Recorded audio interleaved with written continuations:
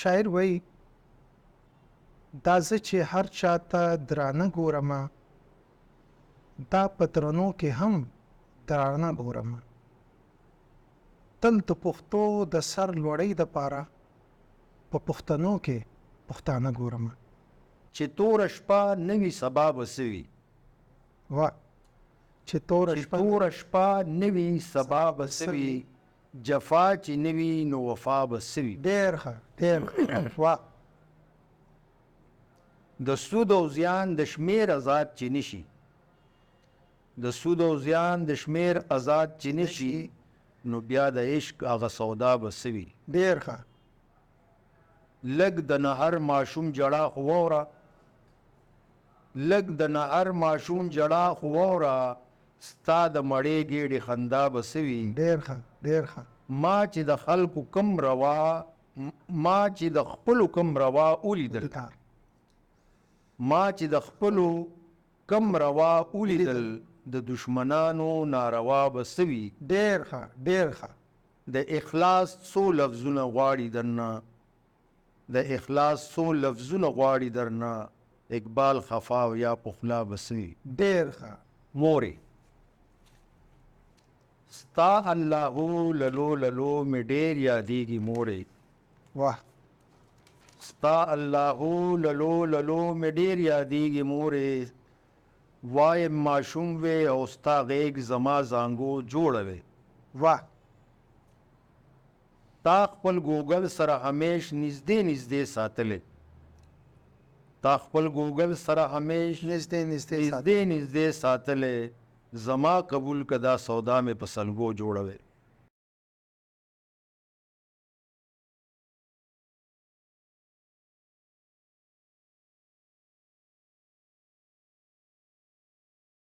شیرو د الله په نامه چې ډېر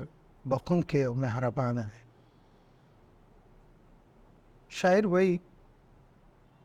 دا زه چې هر چاته درانه ګورمه دا په درنو کې هم درانه ګورمه تل د پښتو د سر لوړۍ دپاره په پښتنو کې پښتانه ګورمه ملګرو دا وخت زه ستاسو کوربه رشید خان د یو ګران میلمه سره د پام چینل د پروګرام سره ستاسو په خدمت کې حاضر یو زمون دا ګران میلمه چې د پښتو ادب سره تعلق ساتونکی دی ډاکټر آف میډیسن هم دی او زمونږ معاشرتي او سماجي معاملات باندې ډېر ښه نظر لري او د دې د حل دپاره د دیو سره ډېر ښه تجاویز هم دي ماشاءالله د دیو 8 کتابونه پبلش شوي دي او 3 کتابونه لا په پروسس کې دي ډېر غټ نوم دی دا زمونږ خوشنصیبي ده چې نن هغه زمونږ سره دی زمونږ د پروګرام مقصد دا دی چې زمونږ چې کوم ګران میلمانه د هغې د ژوند د حالات نه چې کوم تیر شوي دي د هغې جذبات د هغې خیالات احساسات او د هغې د تجربات نه مونږ فایده واخلو ګرانو کتونکو مونږ ستاسو ملاقات وکړو ډاکټر سید محمد اقبال صاحب السلام علیکم ډاکټر وعلیکم السلام ورحمۃ اللہ وبرکاتہ ډاکټر صاحب ستاسو ډیره مننه ډیره شکریا ادا کوو چې نن تاسو مونږ له ټیم راکو او ډیر غټ نوم دی د پښتو ادب لپاره سید محمد اقبال صاحب ډاکټر صاحب مونږ به د ګرانو کتونکو ته دا معلومات ورکول غواړو چې ستاسو آبایی کلی کم یو دی ستاسو تعلق د کم کلي سره دی لږ زمونږ کتونکو ته په دې باره کې لږ معلومات ورکوي جی آبائی کلی زمونږ بونیر دی جی ضلع بونیر جی امبیلا یې یادېږي جی میټرک ما د ډاګیانه کړی یا حسین ډاګیانه صحیح او اف ایس سی ما د بیخور نه کړی ده صحیح او اوس دلته کراچۍ کې ډېر وخت کراچۍ کې مونږ تېر او زمونږ تعلق د ګنیز سره دی. ډاکټر صاحب تاسو د لیکلو آغاز کله کړی و؟ تاسو ته به یاد وي او تاسو چې کوم اولنی تحریر و هغه غزل و هغه نظم و هغه څه و تاسو ته به یاد وي اوس؟ دونه خو زما یاد دي چې لیکلو آغاز ما 18-17 کال عمر کې شروع کړی و، مضامین لیکل او مختلف اشعار په اردو کې او په پښتو کې دواړو کې. جی اوس دا زمانه دي یاد چې لومبۍ ما څه لیکلي وو، ځکه ډېر وخت وشو د دې په هر موضوع باندې ما لیکل کړي دي. او غټه موضوع لکه معاشرتي مسایل هم او اصلاحي انداز پای کې ما اختیار کړی دی، که هغه اردو ده که پښتو ده که مضمون دی. دا کتابونه که ما لیکلي دي مقصد صرف مقصد اولا چې کوم دی دا و چې اصلاح وشي، او اصلاح یو غټ دغه چې کوم دی ذریعه زموږ هغه قرآن دی. صحیح، قرآن دی ډېر ښه. او زموږ چې کوم دین دی مذهب دی د هغې حوالې سره ما زیات لیکل کړي کتابونو چې تاسو حواله کوم ورکړه نو هغه ما دې حوالې سره لیکلي دي چې زموږ نظام څه دی، د مسلمانانو څه نظام دی. از خو هر سړی وایي چې جمهوریت، خو دا د افسوس خبره هم ده، د حیرانتیا خبره هم ده چې د سوال نه هټ کې زما په خیال د جواب نه هټ کې زه دا خبره کوم چې جمهوري نظام چې کوم دی سیاسي نظام دی جی دا د مسلمانانو هم جمهوري نظام دی او دا د هندوانو هم دی، د عیسایانو هم دی، د یهودیانو هم دی. دا د حیرت خبره ده، په دې باندې هم په یو غټه خبره ده، بالکل دې باندې سوچ پکار دی. لکه مظاهره وضاحت زه دا وکړم چې د مسلمانانو سیاسي نظام هغه خلافت دی، بالکل صحیح، دا امتیاز دی په کفر او په اسلام کې. بالکل سارال وسیع بیس دی هغه. خو دا لکه زه ویل دا غواړم چې زما لکه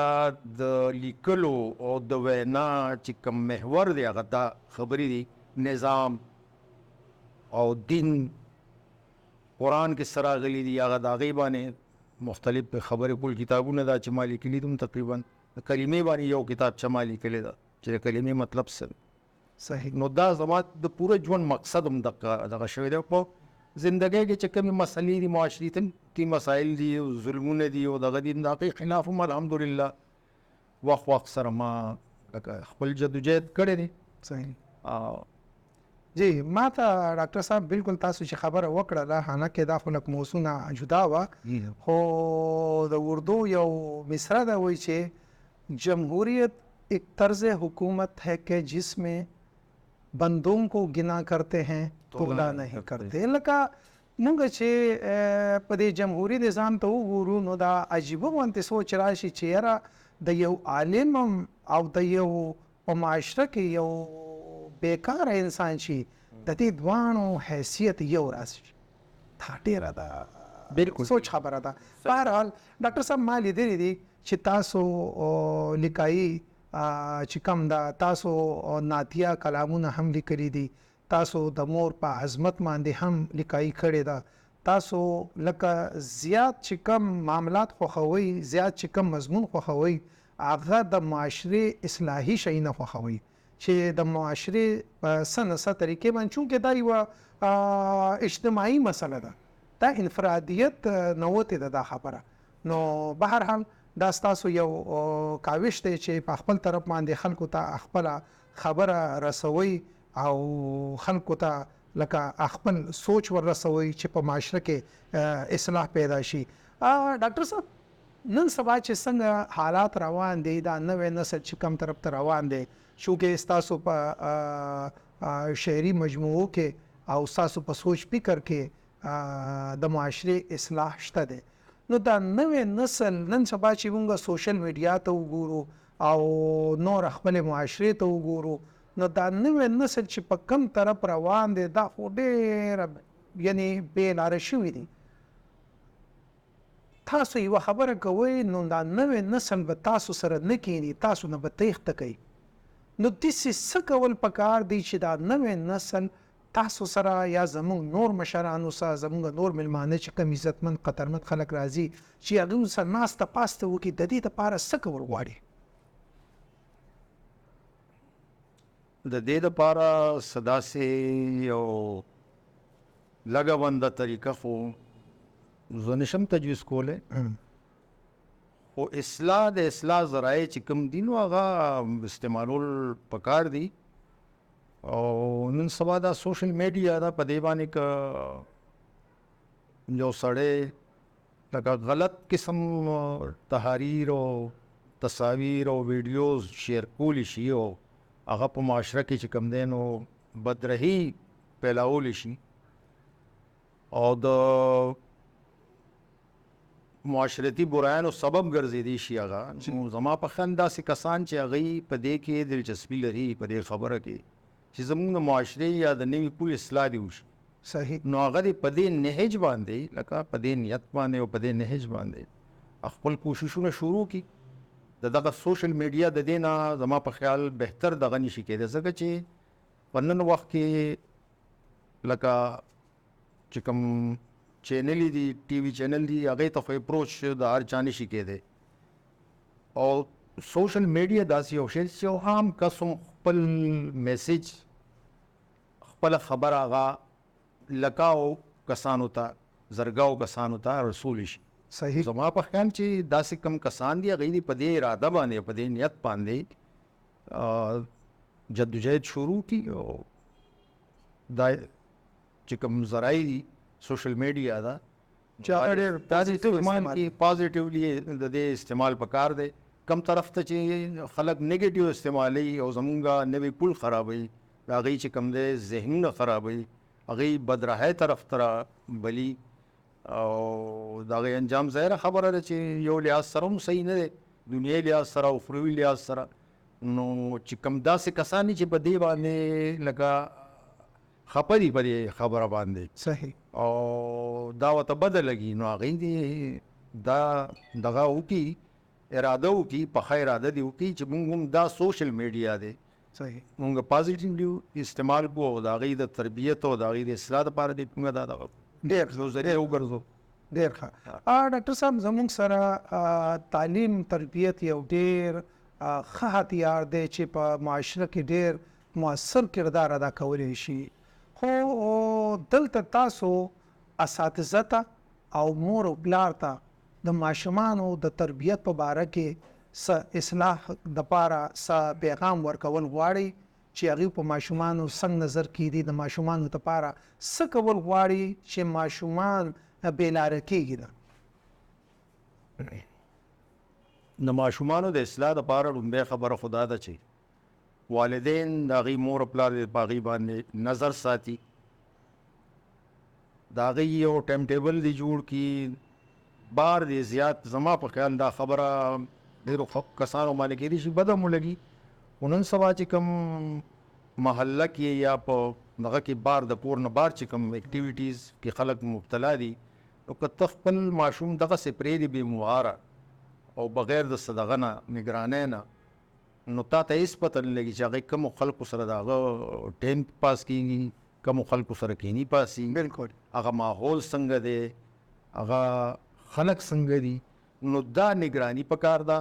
او کور کې مور پلار لا داسې یو انداز د تربیت د هغوی پکار دی، د قرآن حوالې سره، ترجمې حوالې سره چې د قرآن ترجمه ورته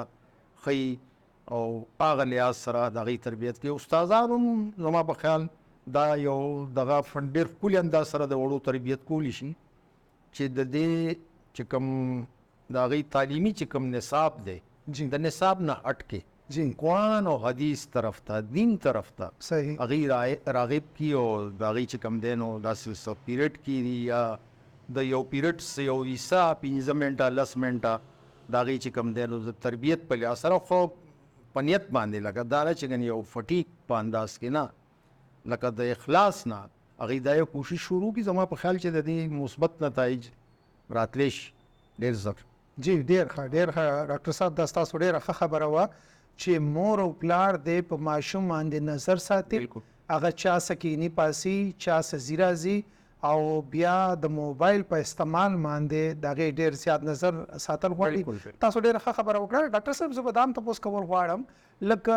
دیني تعلیمان چې دي دا په معاشرې په اصلاح کې ډېر ښه کردار ادا کولی شي، خو دور حاضر کې که زه خیال وکم زه د خپله ذاتي خبره کوم نو ما ته هسې لږه مایوسي مې په زړه کې راشي چې یاره کوم چې زمونږ د علماو کردار دی هغه په دې وخت کې د معاشرې د اصلاح لپاره صحیح نه ادا کوي. زه په خپله چې موږ وګورو تاسو به هم لیدلي وي چې زمونږ علما چې په دې وخت کې چې هغه کوم مسلک سره هم تعلق لري، خو په دې وخت کې هغوی له د معاشرې د اصلاح دپاره ښې خبرې کول پکار دي. زمونږ علما زمونږ مفتیان کرام هغه خبرې په منبر باندې کوي چې د کومو تعلق نن سبا د انسان د روزمره استعمال سره نه وي. نو دا خبره لکه زما په زړه کې راځي چې دلته د علماو کردار لږ هغوی له پوزیټیو کول غواړي، لږ په دې باندې سوچ فکر کول غواړي. تاسو په دې بابت کې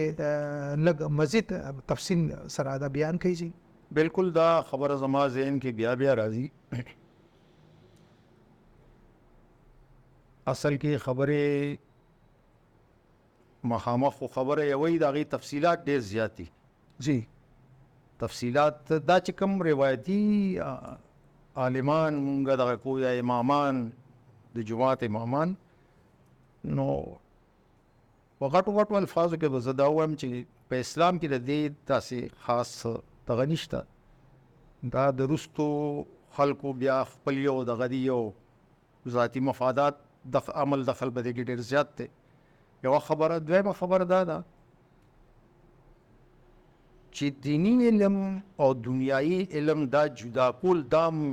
یو ډېره غټه وجه ده. صحیح. دا تاسو چې کومه خبره وکړه جی د دې ناکامۍ غټه وجه دا هم ده چې دین چې کوم دی خلکو جدا کړی دیني علم هغې ته ملا وایي یا مفتي ورته وایي، او دنیاوي علم چې دی نو هغه خلکو جدا کړی دی. هغه بیا دیني علم سره سروکار نه، هغه یو دنیایي سړی او دا لکه دا ګڼي چې دا ګڼې دیني سړی دی، حالانکې په دې کې ځان له کمی دی، بای کې ځان له کمی دی. صحیح. نو زه دا وایم چې یو مسلمان چې دی یو مؤمن چې دی هغه له پکار دی چې هغه دینی علم هم حاصل کی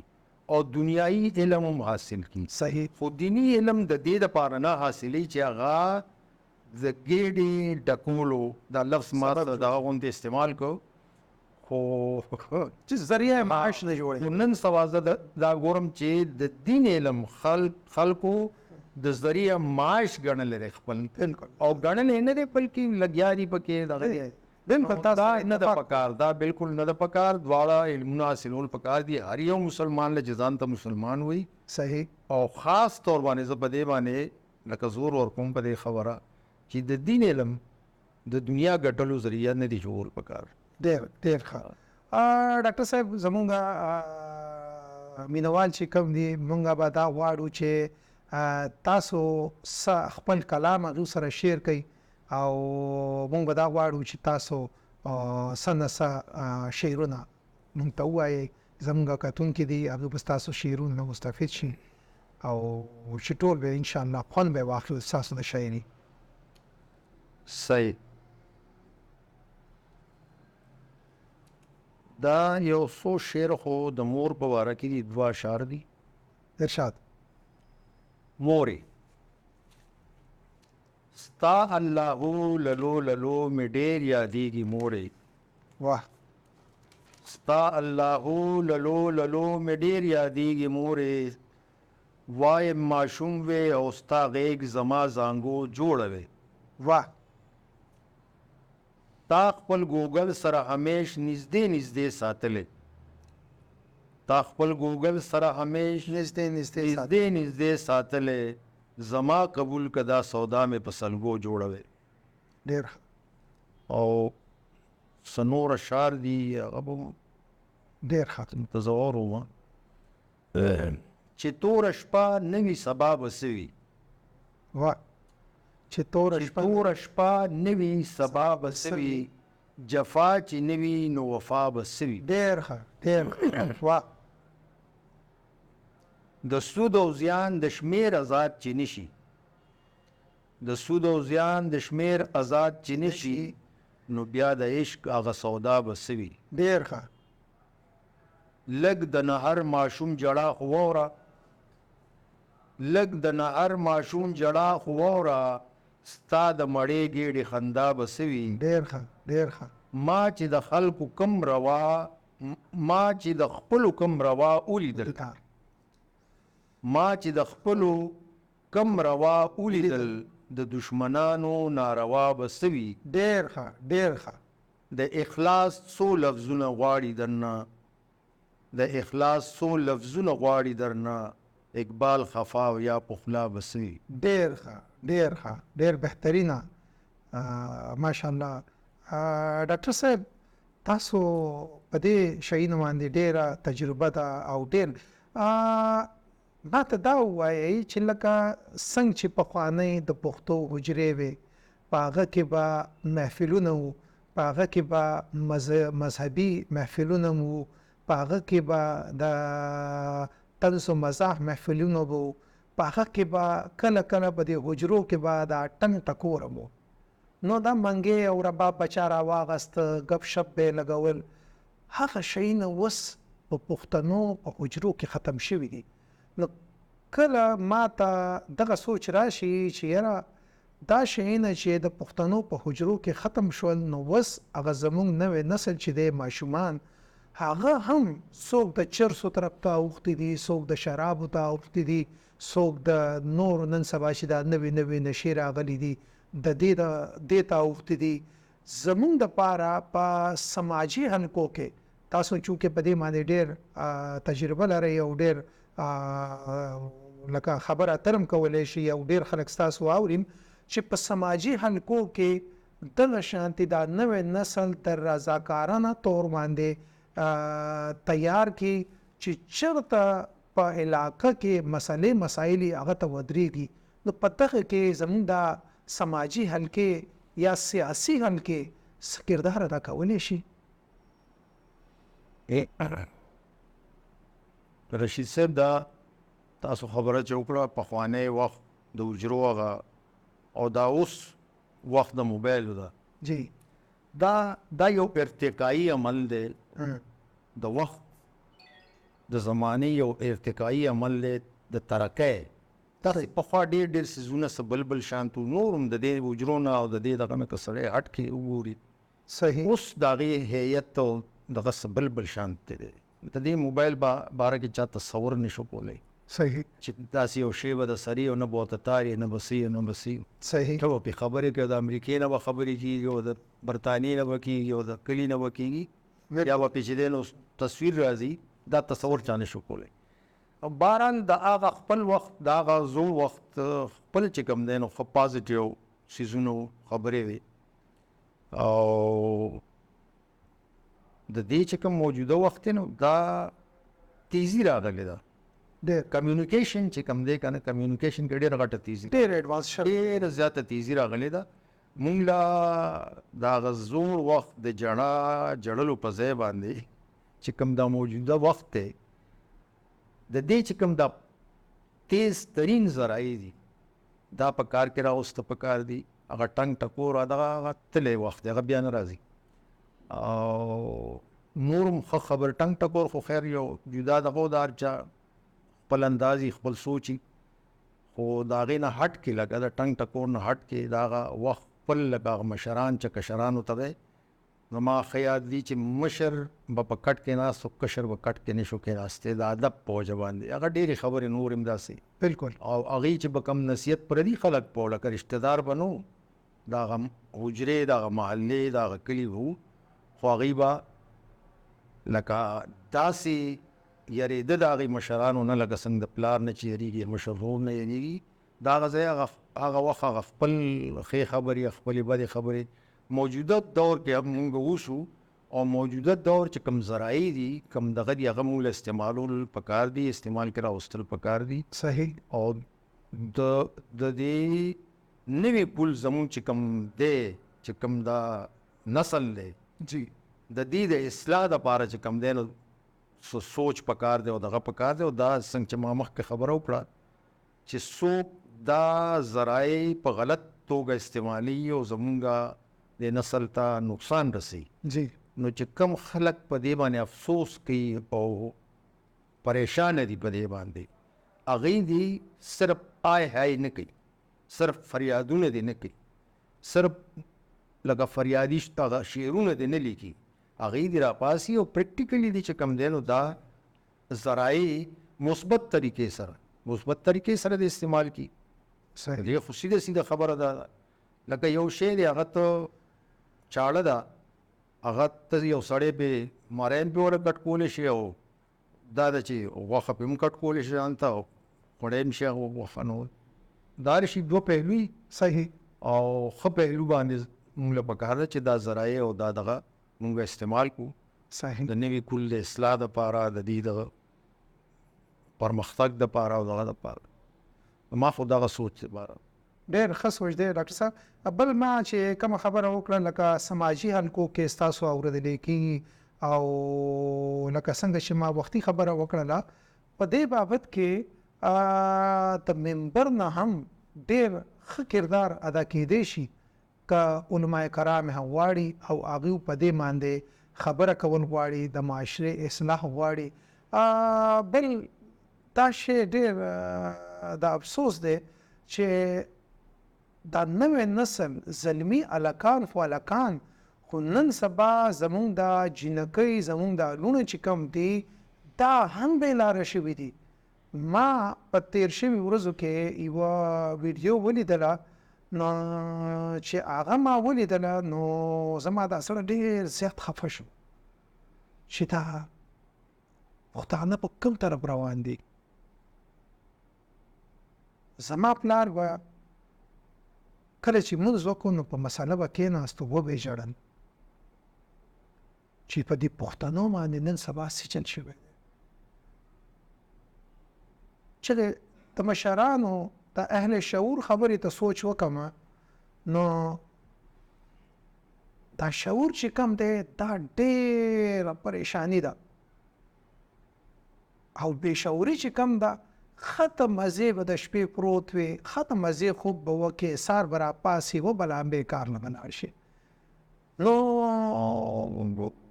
یقین وکړئ ډاکټر صاحب چې دا شعور چې کم دی دا به تاسو په قراره پرې نه دی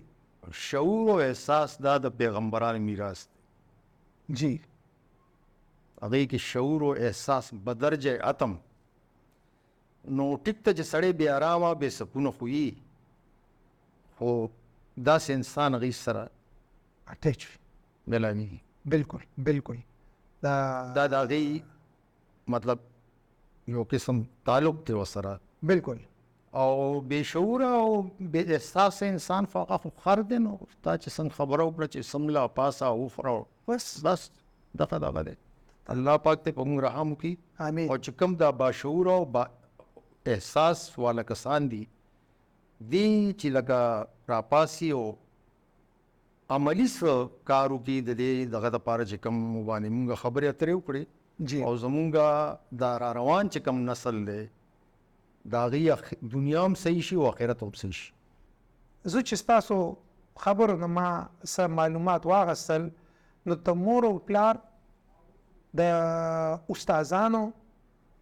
ډېر غټ کردار دی او هغه نه پس زمونږ په معاشره کې چې اصلاحي کار کولو والا څومره خلک دي هغه د خپل کردار ادا کوي بالکل دې ته دې نه ګوري چې د هغې په حصه کې څه کار راځي که هغه په سوشل میډیا باندې د دې اصلاح کولی شي که هغه په سوشل میډیا باندې خلکو ته خیر رسولی شي نو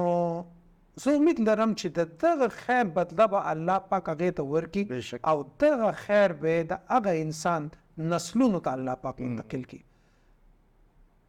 ډاکټر صاحب موږ ستاسو ډېره شکریه ادا کوو ستاسو یو جهان مننه چې تاسو د بیمارۍ باوجود تاسو د مصروفیت باوجود نن موږ له ډېر ټایم راکړو قدرمنو زمونږ د پروګرام وخت اختتام پذیر شو. امید لرم چې زمونږ د دې ګران میلمه سره چې کوم مونږه خبرې اترې وکړلې تاسو به ترې ډېر معلومات اخیستي وي. خپل ډېر خیال ساتئ. اجازت غواړو.